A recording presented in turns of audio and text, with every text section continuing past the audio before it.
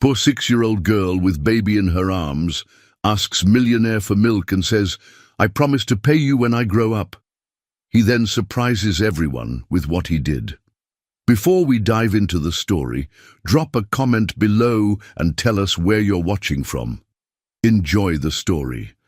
The December wind cut through downtown Manhattan like a blade, sending newspaper scraps dancing across the frost-covered sidewalk.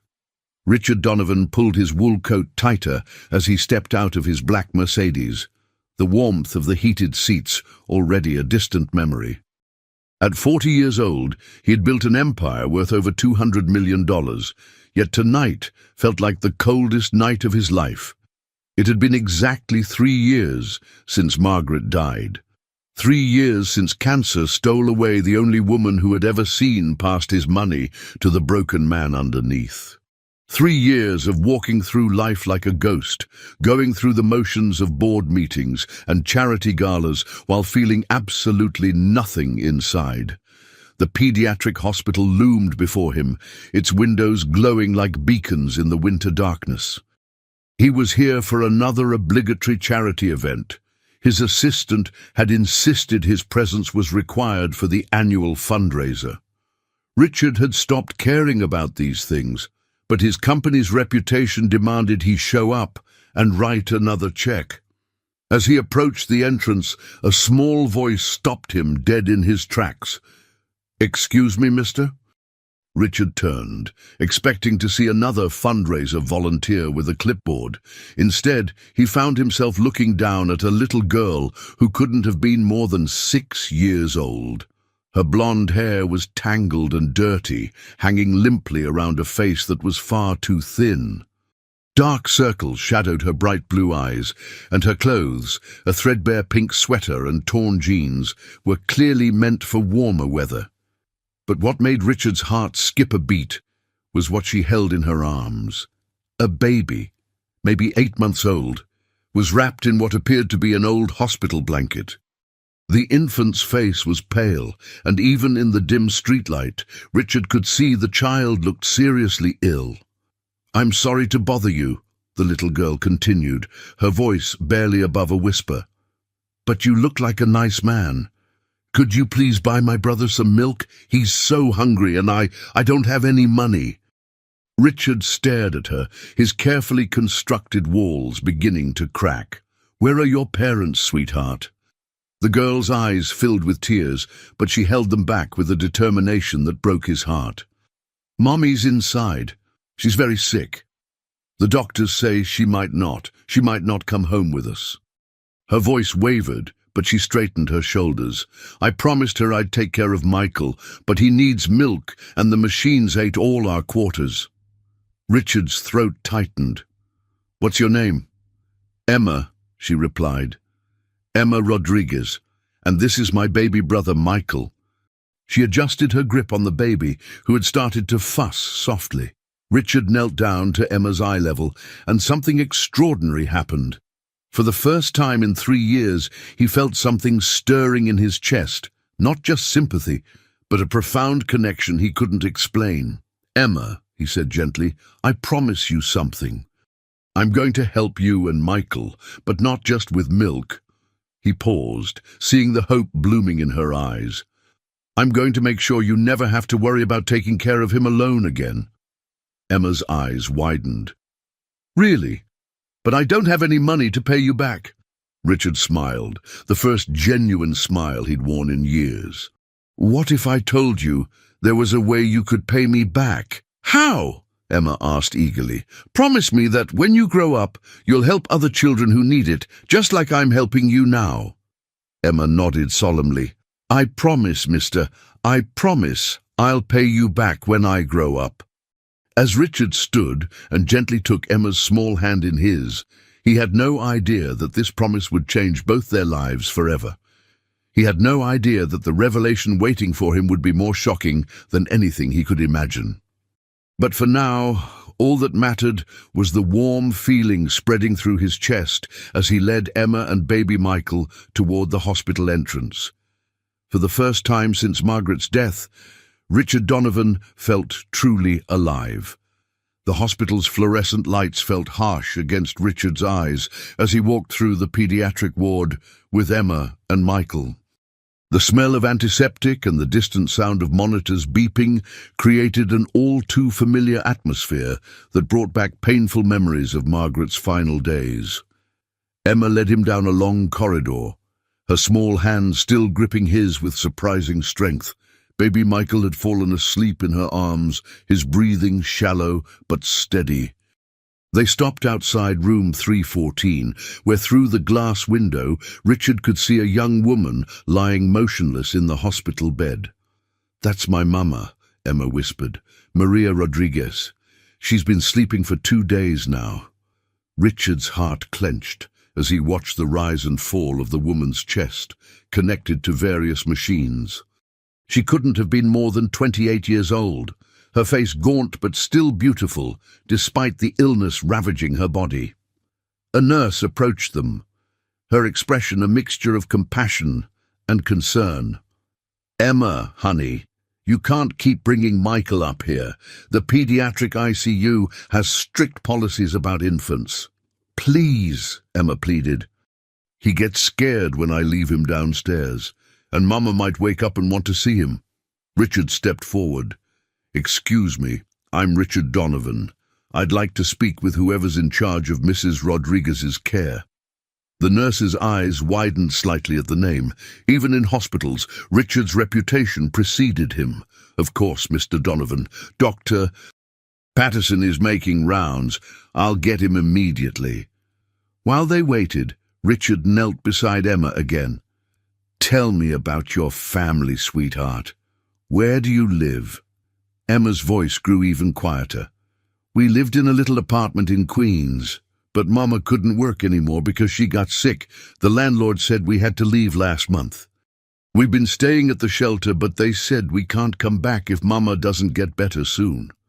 The weight of their situation hit Richard like a physical blow. This wasn't just about buying milk. This family was one step away from complete destitution. Dr. Patterson arrived, a kind-faced man in his 50s who immediately recognized the gravity of having Richard Donovan in his ward. After a brief conversation in the hallway, Richard learned the devastating truth. Maria had advanced stage 4 cancer. The prognosis was weeks, maybe a month at best. "What happens to the children?" Richard asked quietly. "Social services will have to be contacted," Dr. Patterson replied. "Emma's too young to care for an infant, especially one with Michael's special needs." Special needs. The baby was born with a heart condition. He'll need surgery within the next 6 months, or... The doctor didn't need to finish the sentence. Richard looked back at Emma, who was singing softly to Michael through the glass window. The little girl had no idea she was about to lose everything: her mother, her brother, her entire world. That's when Richard made a decision that would change everything. "Doctor, I want to cover all of Mrs. Rodriguez's medical expenses. Everything. And I want to discuss legal arrangements for the children's care." Dr. Patterson's eyes widened. "Mr. Donovan, that's incredibly generous, but the legal complexities of—" "I'll handle the complexities," Richard said firmly. "That little girl made me a promise tonight, and I intend to make sure she gets the chance to keep it." Udi, as Emma turned from the window and smiled at him through her tears, Richard felt something he hadn't experienced in years: purpose.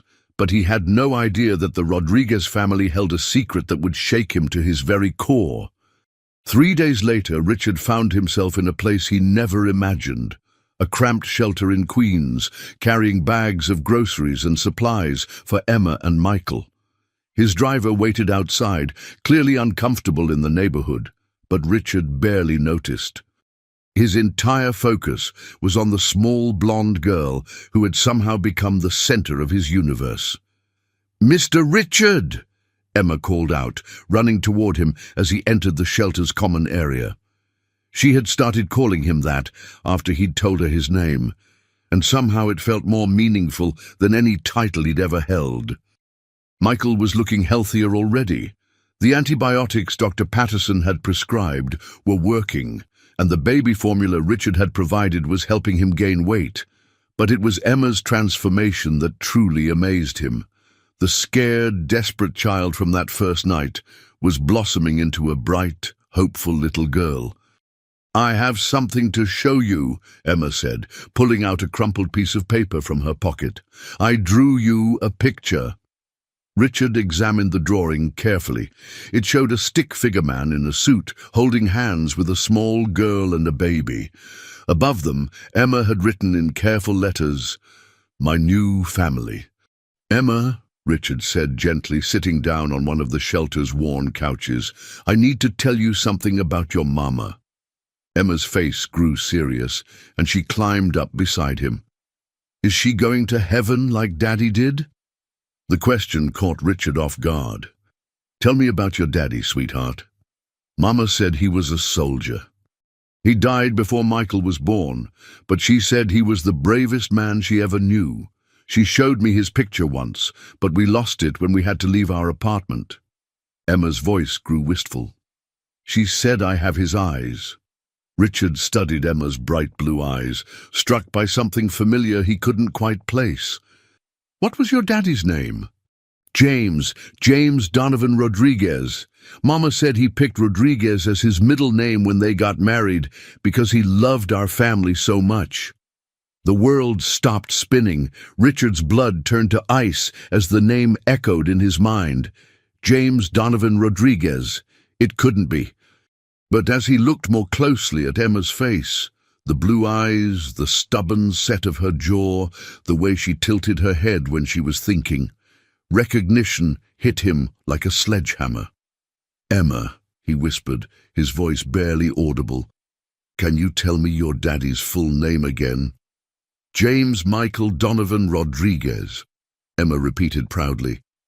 "Mama named Michael after Daddy. She said Daddy had the same eyes as me, and that he was the smartest, kindest man in the whole world." Richard's hands began to shake. James Michael Donovan, his son, the son he'd disowned 5 years ago when James had enlisted against his wishes. The son who had walked out of his life after a terrible fight about duty, honor, and what it meant to be a man. The son Richard had been too proud to call, too stubborn to forgive. The son who had died in Afghanistan while Richard was busy building his empire, never knowing he had grandchildren. "Mr. Richard," Emma asked, concerned, "are you okay? You look like you've seen a ghost." Richard pulled Emma into his arms, tears streaming down his face for the first time since Margaret's funeral. "I'm okay, sweetheart. I'm better than okay." As he held his granddaughter close, feeling baby Michael stir in her arms, Richard realized that Emma hadn't just made him a promise that night outside the hospital. Fate had made him a promise too, a chance to redeem the greatest mistake of his life. But first, he had to find a way to tell Emma that the stranger who had promised to help her was actually the grandfather she'd never known existed. The penthouse apartment Richard had rented for Emma and Michael was a far cry from the shelter, but what amazed him most was how quickly the children had adapted. Emma had her own room for the first time in her life, filled with books and toys, while Michael had a nursery equipped with everything a baby could need. But it was the small moments that meant the most to Richard. Like now, as he sat on the floor of the living room, teaching Emma how to play chess while Michael crawled around them, babbling happily. "Remember, Emma, the queen is the most powerful piece on the board," Richard explained, moving the white queen across the board. "She can move in any direction and go as far as she wants." Emma studied the board intently, her small fingers hovering over her pieces, like Mama was for us. "Exactly like that," Richard agreed, his heart swelling with pride at her insight. It had been a week since the devastating revelation about James, and Richard still hadn't found the courage to tell Emma the truth. How do you explain to a 6-year-old that you abandoned her father? How do you admit that your pride cost you years of knowing your own grandchildren? The hired nurse, Mrs. Chen, had been a godsend, helping care for Michael while Richard spent every free moment with Emma. The little girl had a hunger for learning that reminded him so much of James at that age. She devoured every book he brought her, asked endless questions about his business, and had even started trying to read the financial newspapers he left lying around. "Mr. Richard," Emma said suddenly, looking up from the chessboard, "why don't you have any pictures of your family in your office?" Richard's throat tightened. He had taken Emma to Donovan Industries the day before, and her observant eyes had noticed what his employees had long since stopped mentioning. His office was devoid of personal photographs. "I lost someone very important to me," Richard said carefully. "It hurt too much to see his picture every day." "Was it your son?" Emma asked, with the directness that only children possess. Richard nearly choked on his coffee. "Why would you ask that?" "Because Mrs. Chen told me that Donovan is your last name, and she said maybe that's why you care about me so much, because my daddy was a Donovan too." Emma moved her pawn forward. "Was my daddy your son?" The question hung in the air like a challenge. Richard looked into those familiar blue eyes, James's eyes, and knew he couldn't lie anymore. "Yes," he whispered, "James was my son, your daddy was my son, and I was a foolish old man who let pride come between us." Emma's eyes widened, but instead of confusion or anger, Richard saw something unexpected: relief. "So you're my grandpa?" she asked simply. "Yes, sweetheart, I'm your grandpa. Emma stood up and walked around the chessboard to where Richard sat. Without a word, she climbed into his lap and wrapped her small arms around his neck. "I'm glad," she whispered against his ear. "I always wanted a grandpa, and Daddy would be happy that you're taking care of us now." Richard held her tight, overwhelmed by the forgiveness in her voice. "How can you be so understanding? I failed your father. I wasn't there when he needed me." Emma pulled back to look at him seriously. "Mama always said that loving someone means forgiving them when they make mistakes. She said Daddy loved you very much even when you were fighting." "She said that?" "She said Daddy talked about you all the time. He wanted to call you when Michael was born, but he was scared you were still angry." Emma's voice grew sad. "Then he went to heaven before he could try."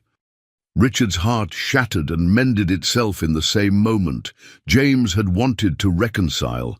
His son had wanted to come home.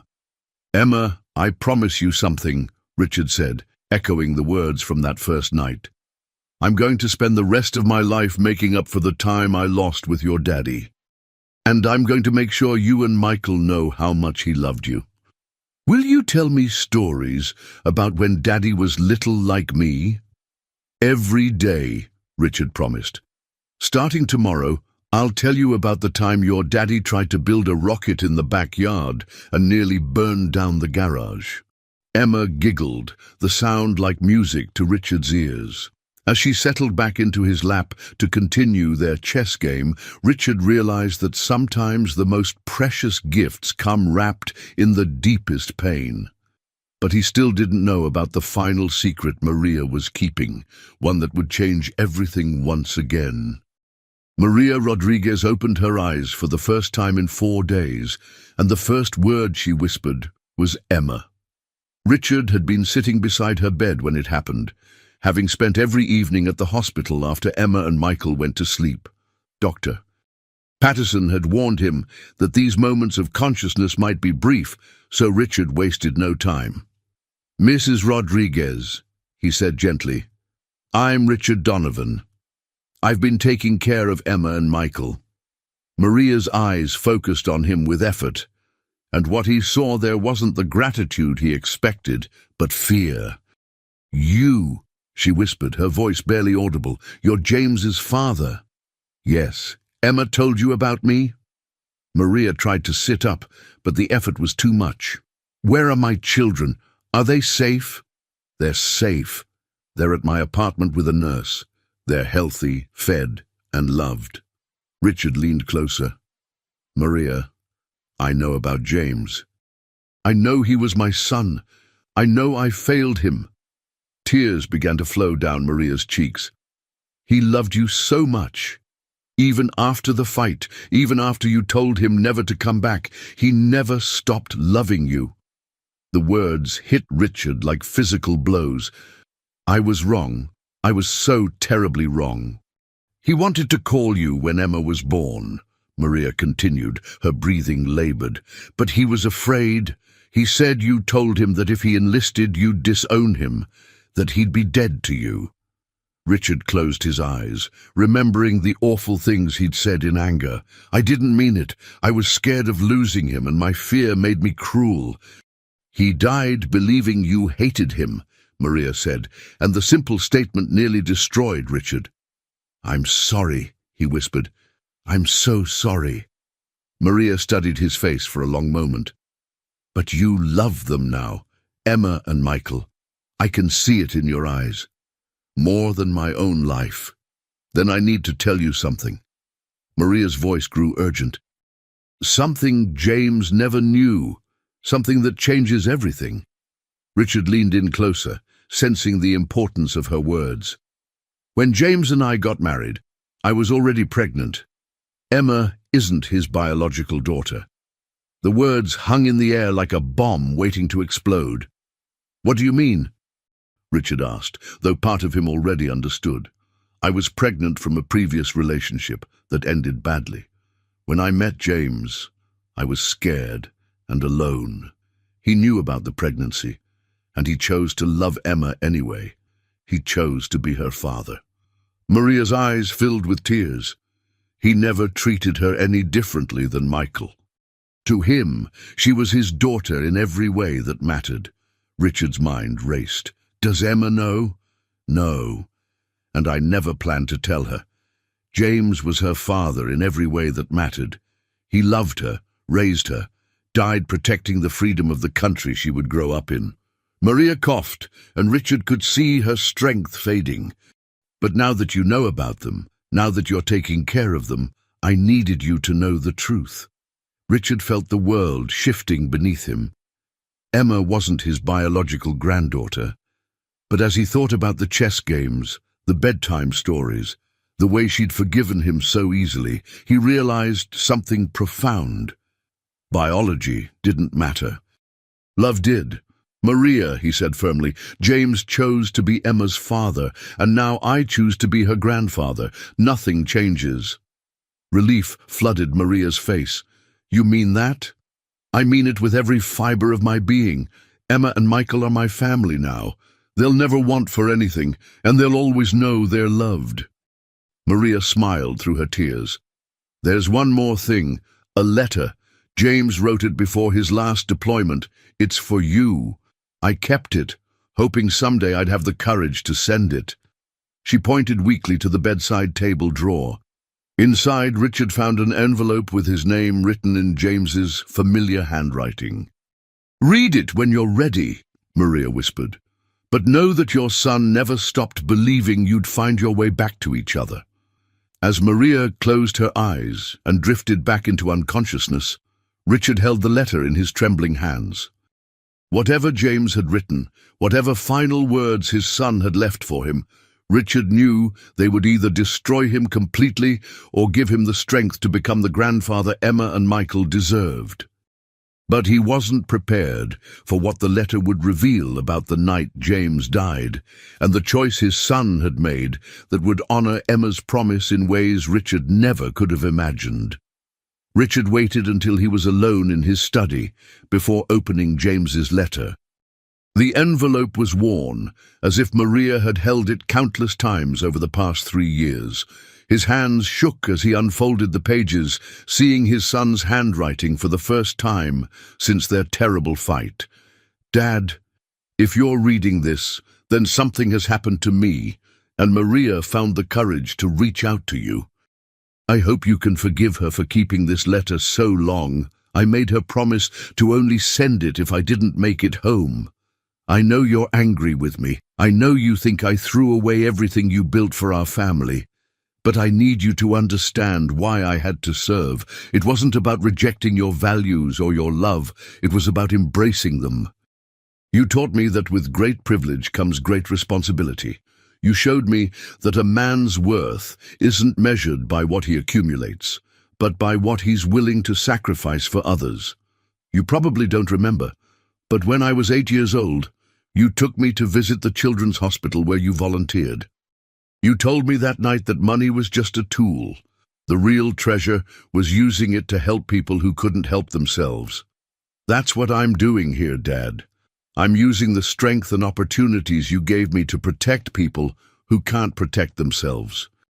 Every child I help save here is a child who gets the chance at life that you've given to so many others. I have a family now, Dad. A wife named Maria, who reminds me of Mom every day, strong, compassionate, and way too good for me. And a daughter named Emma, who has your stubborn streak and Mom's gentle heart. She's not my biological daughter, but she's mine in every way that matters. Love makes family, not blood. You taught me that when you chose to love Mom despite her past. There's also a baby coming. Michael. I've decided to name him after your father, the grandfather who taught you that honor and business could coexist. I hope someday you'll meet them both. I hope someday I'll have the courage to call you and you'll have the grace to forgive me. But if something happens to me, and you're reading this instead, please know this. I never stopped loving you. I never stopped hoping we'd find our way back to each other.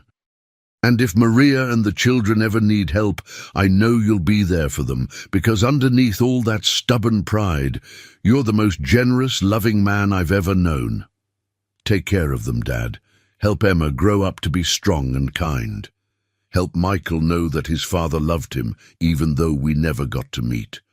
And help Maria understand that losing me doesn't mean losing hope. There's something else, Dad, something I've never told anyone except Maria. The night before I enlisted, I drove by the house. I sat outside for hours, trying to get the courage to knock on your door. I saw you through the window, sitting in your study, and you looked so tired, so lonely. I almost came in a dozen times, but then I remembered the last thing you said to me. If you walk out that door, you're no son of mine. I thought you meant it. I thought you really wanted me gone. I realize now that you were just scared, just like I was scared the night I sat outside our house. Scared people say terrible things they don't mean. I forgive you, Dad. I hope you can forgive me too. I'm going to end this letter with a promise, just like the ones you used to make me make when I was little and did something wrong. I promise that no matter what happens, I'll try to make you proud. I'll be brave, I'll be honorable, and I'll protect the innocent. And Dad, if something does happen to me and you do find Emma and Michael, please tell them about the grandfather who taught their father that true strength comes from lifting others up. Tell them that their daddy loved them enough to die for the world they'll inherit. Your son, James P.S. There's one more thing. I've been putting aside money from my deployment pay, saving it for Emma's college fund. It's not much, but it's in an account under her name at First National. The account number is written on the back of this letter. I know it's not enough, but I wanted her to know that her daddy was planning for her future even from here. Richard read the letter 3 times before the words fully sank in. His son had forgiven him. More than that, James had understood him in ways Richard had never understood himself. With trembling fingers, he turned the letter over and found the account information James had mentioned. But what made his blood run cold was the date of the last deposit, December 15th, 3 years ago, the same date James had died. His son had made a deposit to Emma's college fund on the very day he'd been killed in action. Richard picked up his phone and called his personal banker despite the late hour. 20 minutes later, he had the full account details. James had been depositing money faithfully for 2 years, building up a fund that now totaled nearly $30,000. But it was the final deposit that broke Richard's heart. $10,000, transferred just hours before James's convoy was attacked. His son's last act on earth had been to provide for Emma's future. As Richard sat in his study, holding his son's letter and thinking about the little blonde girl sleeping peacefully upstairs, He realized that Emma's promise to pay him back wasn't just about helping other children someday. It was about honoring the legacy of a father who had understood, even in his final moments, that love transcends biology, that family is a choice, and that the greatest gift you can give a child is the promise of a better tomorrow. Tomorrow, he would tell Emma about her father's letter. But tonight, he would simply be grateful that fate had given him a second chance to be the grandfather James had always believed he could be. What Richard didn't know was that Maria had one final secret, one that would transform his understanding of what it truly meant to keep a promise. The knock on Richard's apartment door came at 7:30 a.m. on a Tuesday morning, shattering the peaceful routine he'd built with Emma and Michael over the past month. Through the peephole, he saw two official-looking individuals with badges and clipboards. "Mr. Donovan," the stern-faced woman introduced herself as she stepped inside. "I'm Sarah Mitchell from Child Protective Services, and this is Detective Rodriguez. We need to discuss the Rodriguez children." Emma looked up from where she was feeding Michael his morning bottle, her blue eyes immediately filling with worry. Richard moved protectively between the social workers and the children. "Is there a problem?" Richard asked, though his lawyer's instincts already told him exactly what this was about. "We've received reports that you've been caring for these children without proper legal authorization," Mitchell said, consulting her notes. "The mother, Maria Rodriguez, is unconscious and unable to make decisions regarding their care. We need to verify that this arrangement is in the children's best interests." "Their mother asked me to care for them," Richard said carefully. "Do you have legal documentation of that request? Signed papers, guardianship agreements?" Richard's heart sank. In his eagerness to help Emma and Michael, he'd focused on their immediate needs rather than the legal complexities. "Not formal documentation, no." Detective Rodriguez stepped forward. "Mr. Donovan, we're not questioning your intentions, but we have protocols to follow. These children need to be placed in state custody until proper arrangements can be made." "No!" Emma's voice cut through the room like a blade. She stood up, still holding Michael, her small frame trembling with determination. "You can't take us away from Grandpa Richard. This is our home now." Sarah Mitchell's eyebrows rose at the word grandpa, and Richard saw her scribbling notes furiously. "Mr. Donovan," she said slowly, "are you claiming to be related to these children?" Before Richard could answer, Emma spoke again. "He's my daddy's father. My daddy died as a soldier, and Grandpa Richard is taking care of us just like Daddy would have wanted." Richard knelt beside Emma, his heart breaking at the fear in her voice. "It's going to be okay, sweetheart. We'll work this out." But Detective Rodriguez was already reaching for his radio.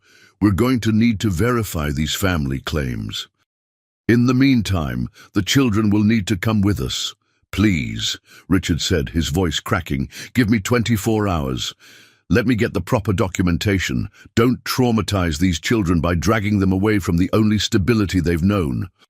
"Oh." Sarah Mitchell studied Emma, who was now crying silently while trying to comfort a fussing Michael. "One day, Mr. Donovan. But if you can't provide proof of legal guardianship or family relationship by tomorrow morning, we'll have no choice but to place them in temporary foster care." After the officials left, Richard immediately called his lawyer, his hands shaking as he dialed. Emma sat on the couch, holding Michael tightly, her face pale with fear. "Grandpa Richard," she whispered, "are they going to take us away?" Richard sat beside her and pulled both children into his arms.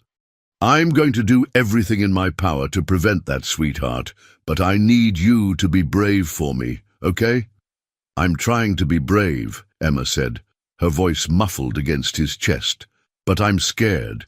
What if they put us in different homes? What if I can't take care of Michael anymore?" "That's not going to happen," Richard said firmly. though privately he wasn't sure how he could guarantee that promise. His lawyer arrived within an hour, bringing stacks of legal documents and a grim expression. "Richard, this is more complicated than I initially thought. Without formal adoption papers or guardianship documents, you have no legal standing, and proving paternity posthumously will take weeks, maybe months. What about Maria? Can she sign something?" "She'd have to be conscious and declared mentally competent, given her condition." The lawyer shook his head. That evening, as Richard tucked Emma into bed, she looked up at him with eyes far too wise for her 6 years. "Grandpa Richard, if they take us away tomorrow, I want you to know something." "What's that, sweetheart?" "You kept your promise.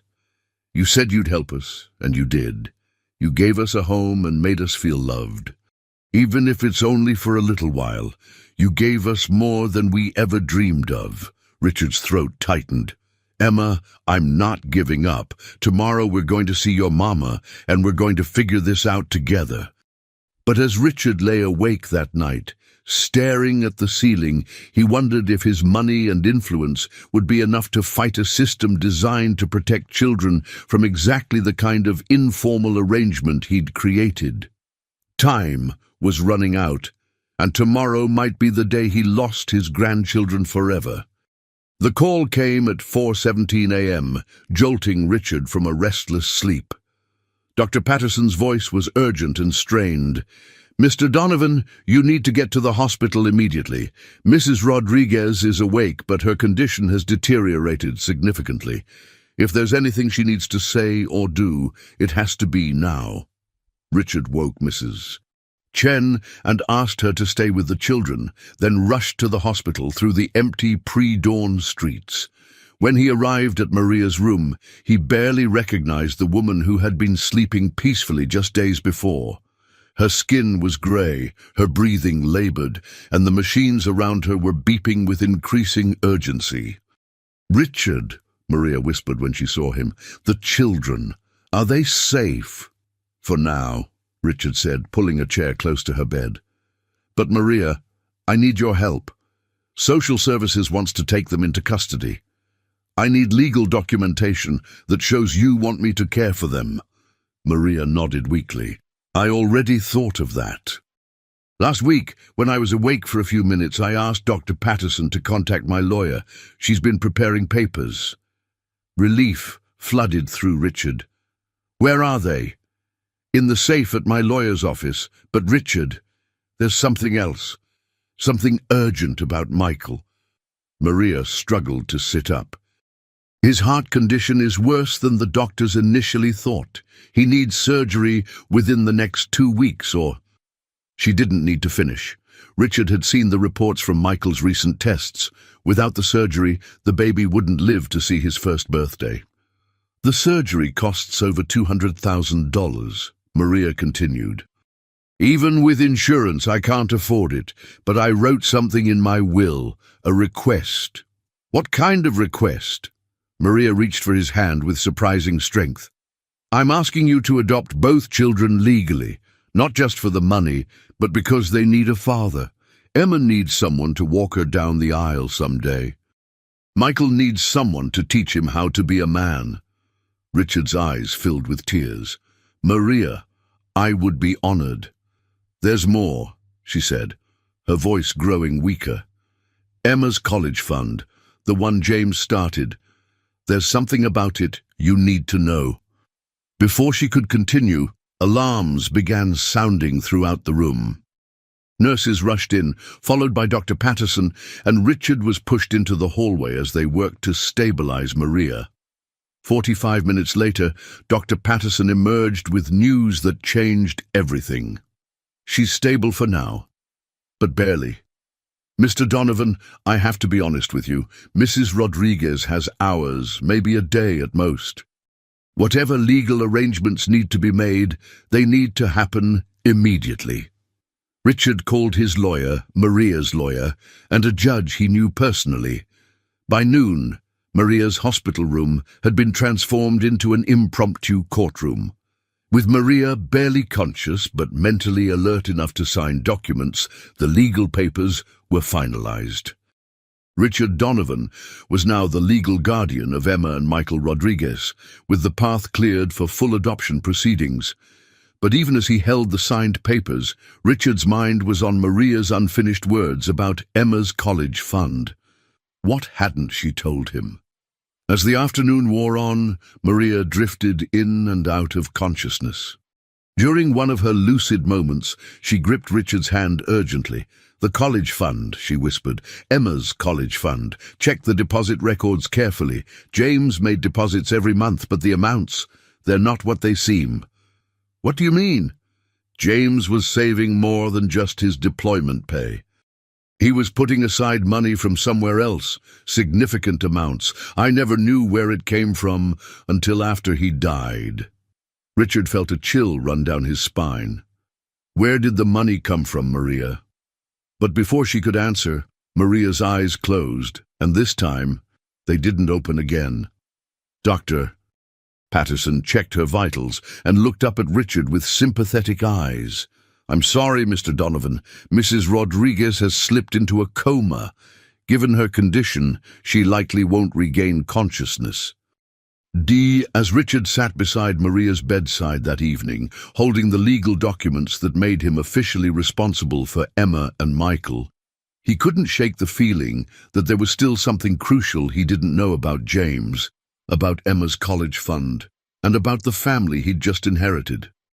Emma and Michael were legally his now, but time was running out for Michael's surgery, and somewhere in the mystery of James's deposits lay a secret that could change everything once again.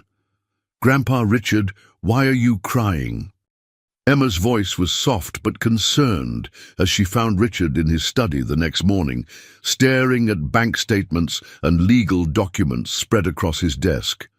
He'd been up all night, trying to piece together the mystery of James's college fund deposits, while grappling with the reality that Maria was dying. "I'm okay, sweetheart," Richard said, quickly wiping his eyes and turning to face her. "How's Michael this morning?" "Mrs. Chen is giving him his medicine, but he seems tired." Emma climbed into the chair across from Richard's desk, her legs swinging as she studied his face. "Are you worried about Michael's surgery?" Richard was constantly amazed by Emma's perceptiveness. The surgery was scheduled for the following week, and despite his wealth, he was terrified about the risks involved. "A little bit," he admitted. "But Dr. Patterson says Michael is strong, and the surgeon is one of the best in the country." Emma nodded solemnly. "Mama used to say that when we're scared about something, we should think of 3 good things that might happen instead of the bad things." "That's very wise advice. What 3 good things are you thinking about?" "Well," Emma said, counting on her small fingers, "first, Michael will get better and grow up to be big and strong. Second, you won't be sad anymore because we'll all be together and happy. And third—" She paused, looking suddenly shy. "What's the 3rd thing, sweetheart?" "Maybe someday I really will be able to pay you back for everything you've done for us." Richard felt his heart clench. "Emma, you don't owe me anything. Taking care of you and Michael isn't something you need to repay." "But I promised," Emma said seriously. "That first night I promised I'd pay you back when I grow up. And promises are important." "You're absolutely right. Promises are very important." Richard studied her determined expression, seeing so much of James in her resolve. "Tell me, what do you think you might like to be when you grow up?" Emma's eyes lit up. "I want to help sick children like Michael. Maybe I could be a doctor or work at the hospital like the nice nurses who take care of Mama." "That's a wonderful dream, Emma. And you know what? I think you'd be an amazing doctor." "Really? But don't you have to be really smart to be a doctor?" Richard smiled. "You're already one of the smartest people I know. You read books meant for kids twice your age, you beat me at chess yesterday, and you take better care of Michael than most adults could." Emma beamed at the praise, but then her expression grew serious again.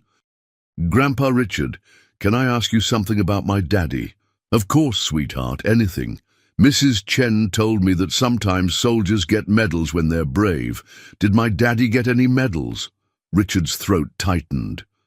He'd avoided looking into James's military service record, afraid of what he might find, but Emma deserved to know about her father's honor. "Let me make some calls and find out," he said. "Would you like to know about your daddy's service?" Emma nodded eagerly. "I want to know everything about him." Mama said he was the bravest man she ever knew, but she got too sad to talk about him very much. That afternoon, while Emma played with Michael in the nursery, Richard called his contacts in the military. What he learned left him speechless. Staff Sergeant James Michael Donovan Rodriguez had been awarded the Bronze Star for valor, the Purple Heart for wounds received in action, and posthumously the Silver Star for gallantry in action.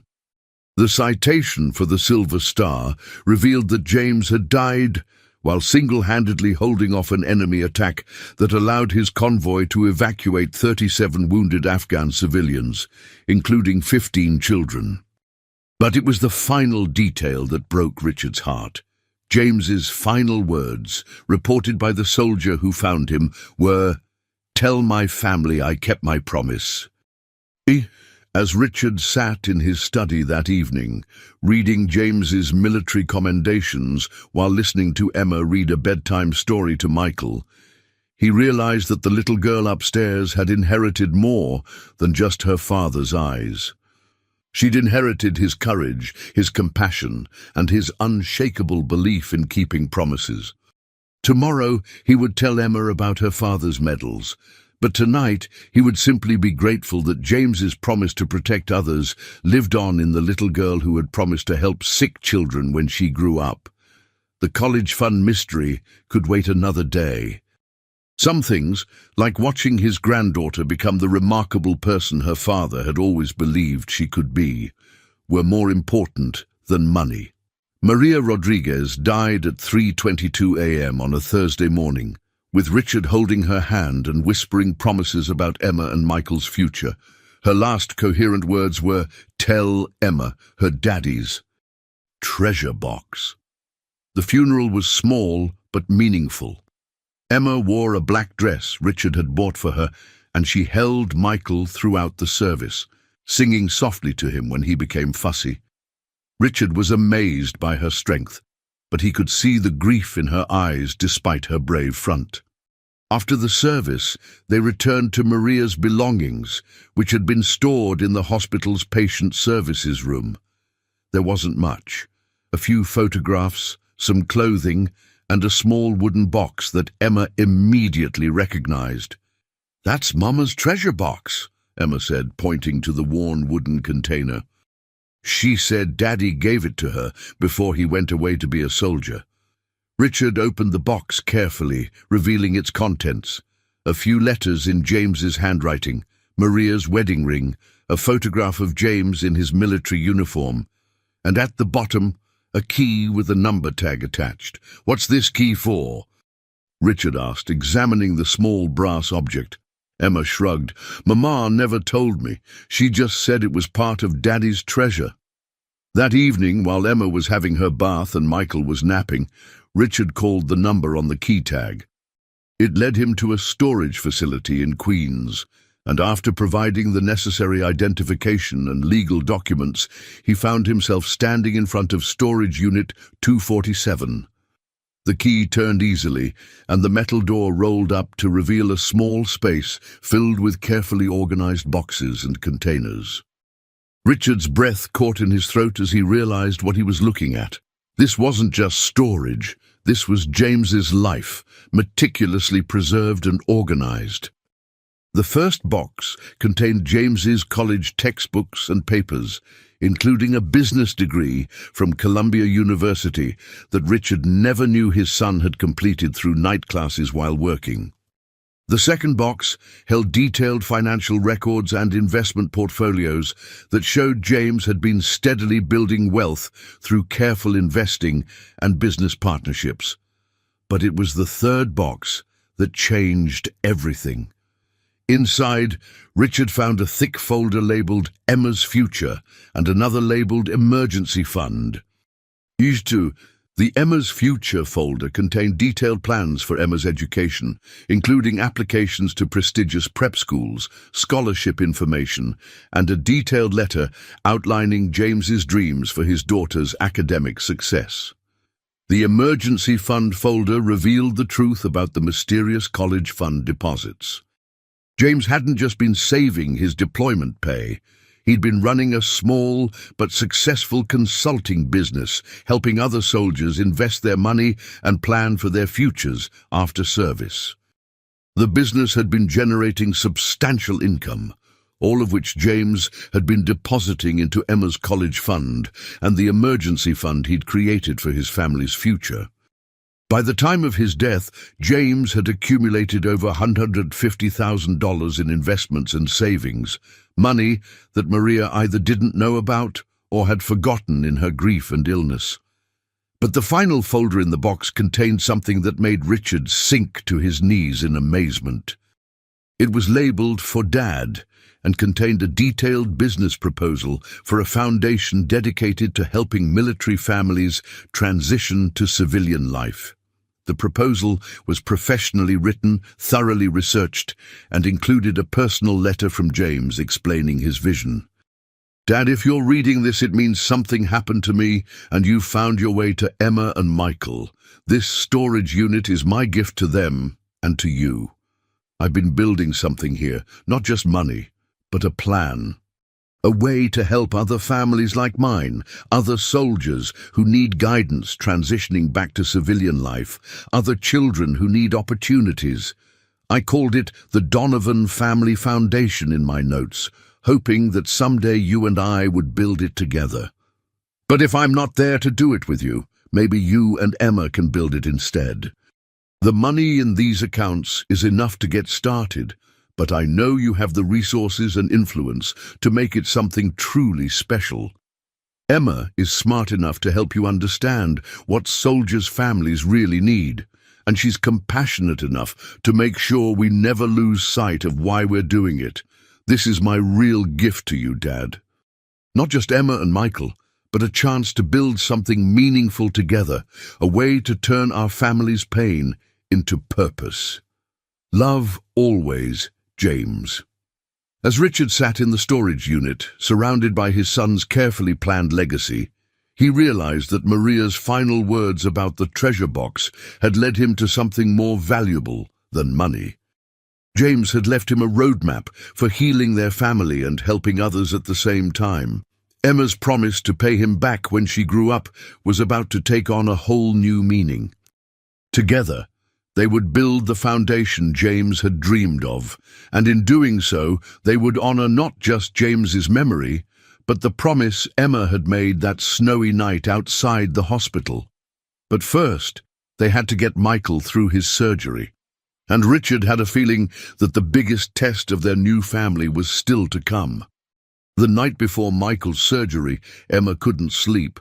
Richard found her in the nursery at 2 a.m., sitting in the rocking chair beside Michael's crib, humming the same lullaby Maria used to sing.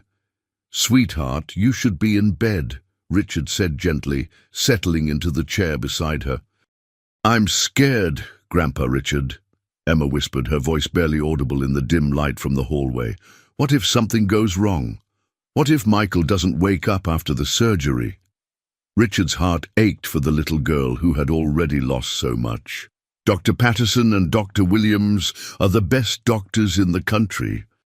They've done this surgery hundreds of times. But what if Michael is different? What if his heart is too sick? Richard lifted Emma into his lap, holding her close as they both watched Michael's small chest rise and fall in peaceful sleep.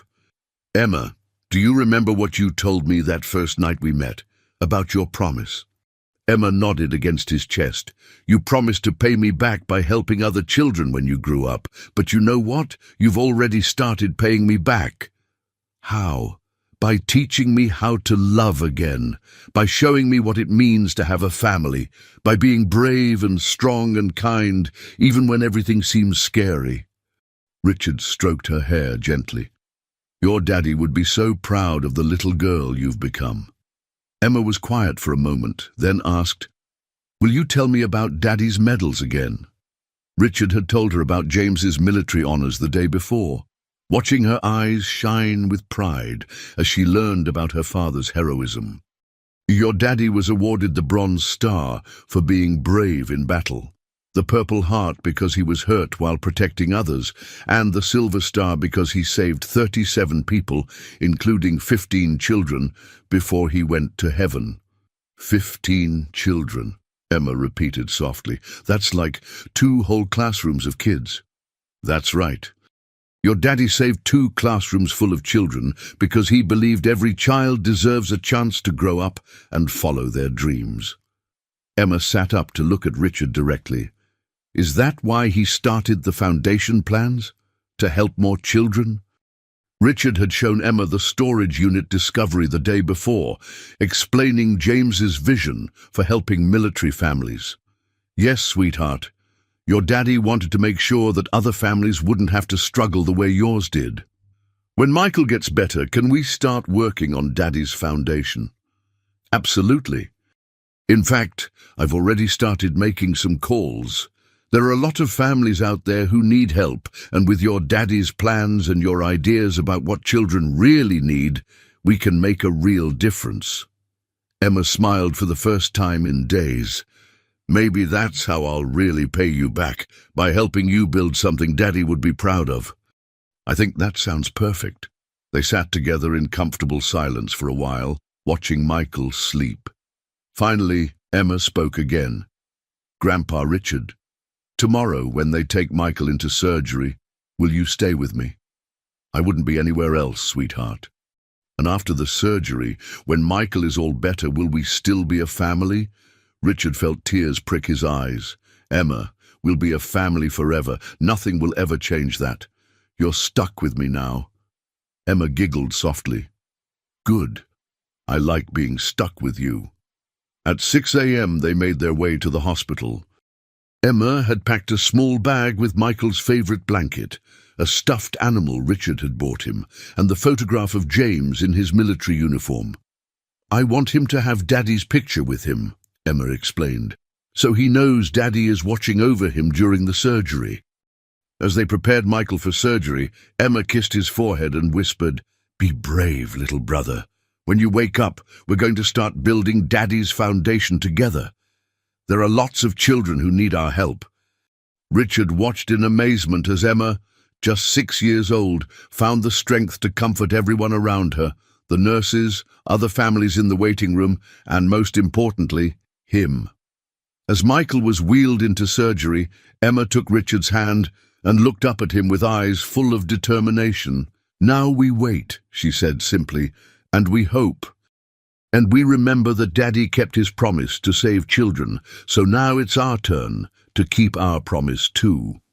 The surgery would take 4 hours. 4 hours that would determine whether Michael lived or died, whether their new family would survive intact, and whether Emma's promise to pay Richard back would have the chance to come true.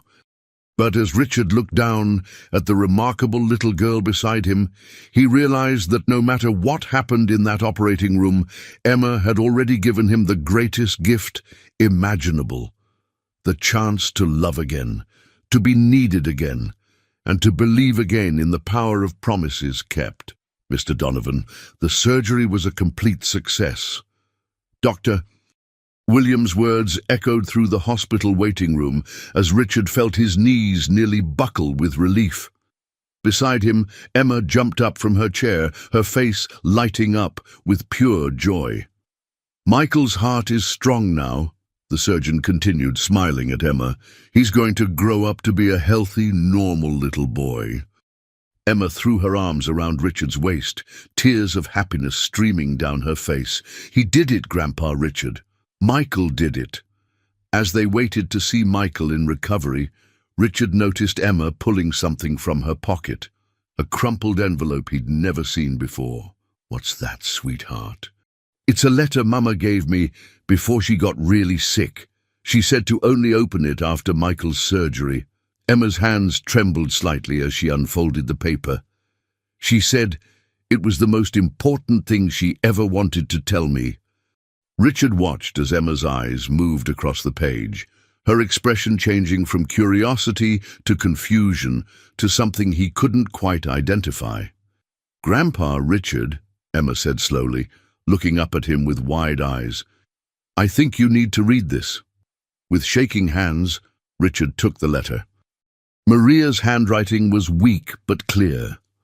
"My dearest Emma, if you're reading this, Michael's surgery is over and you're both safe with Richard. There's something I've needed to tell you your whole life, but I was afraid it would change how much you loved your daddy James.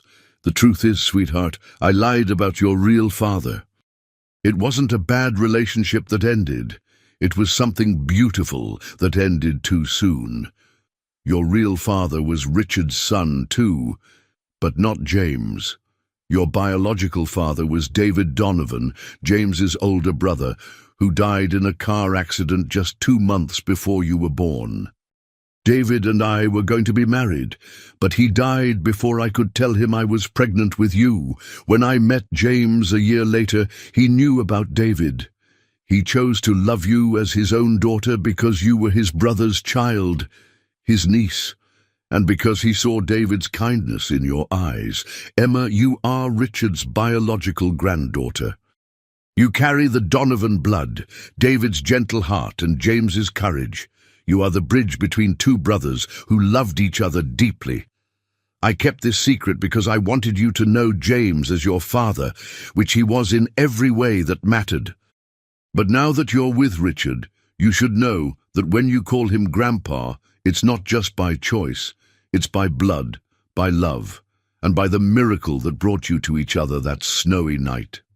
Richard lost 2 sons, David to an accident, James to war, but he gained something precious, you. Take care of each other. Love always. Mama. Richard's hands shook so violently he nearly dropped the letter. Emma was his biological granddaughter, David's daughter. David, his firstborn, the son he'd lost at 24, lived on in this remarkable little girl. "Grandpa Richard," Emma said softly, "are you okay?" Richard looked down at her, really looked at her, and suddenly he could see it. David's smile, David's way of tilting his head when he was thinking, David's gentle determination. How had he missed it? Tears streamed down his face as he knelt and pulled Emma into his arms. "Emma, sweetheart, do you understand what this means?" "And it means I really am your granddaughter," Emma said simply. "And it means that when I made my promise that first night, maybe Daddy David and Daddy James were both watching over us." "You beautiful, amazing child," Richard whispered, holding her tight. "You've given me back both my sons. Every time I look at you, I see David's kindness and James's courage. You haven't just paid me back, you've given me more than I ever dreamed possible. So we're really family, like really, really family."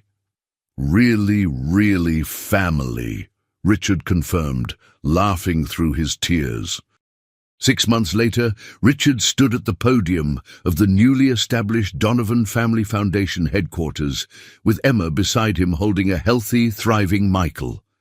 The room was filled with military families, social workers, and children who would benefit from the foundation's programs. "Today," Richard began, "we launched this foundation in honor of Staff Sergeant James Rodriguez and Corporal David Donovan, 2 brothers who understood that the greatest legacy we can leave is the lives we touch and the promises we keep." Emma stepped forward to the microphone, now 7 years old and radiating confidence. "My daddy James always said that helping others was the most important job anyone could have. Today, I want to make a new promise, not just to Grandpa Richard, but to everyone here." She looked out at the crowd with David's gentle eyes and James's determined spirit.